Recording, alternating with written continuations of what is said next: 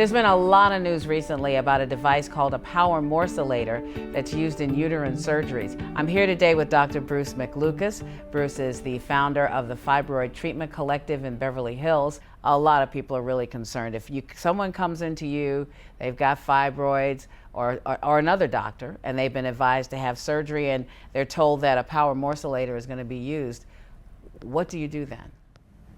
Well, the one thing we don't want patients to do is to put off needed treatment for their fibroids. I mean, that is the worst alternative. And things like this can scare people away. What we do is ask them, have you considered a non-surgical treatment? Have you considered fibroid embolization?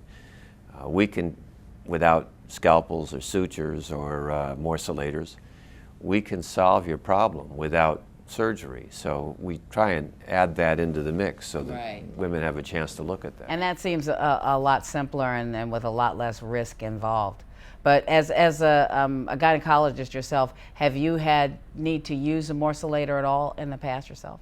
In the past I have, Pat. I found that in the right patient with the right type of fibroid, it's been an invaluable tool. I must say that, like so many right now, I'm waiting for that FDA panel to come along and tell us from their intensive search, what should be the use of it. We're not using it now, no. Yeah. Talk about the difference between fibroids and also the cancerous uterine growths that people are really nervous about. Some people think they're one and the same. They often look the same.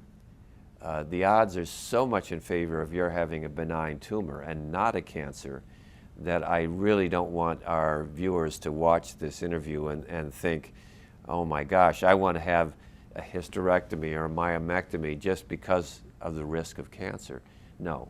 Yeah, there are a lot of women too who worry about having an enlarged uterus or a uterus that's getting larger. Should we be really afraid of that? During the years before the menopause, no. A large uterus, a rapidly growing uterus, almost guaranteed it's going to be benign.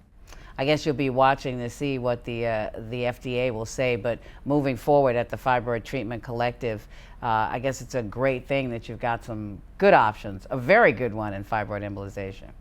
We do. We have a treatment that is no blood loss, no scar tissue, no recurrence. Pat, that's so important, especially if you're a young woman and this is your time to get those fibroids taken care of.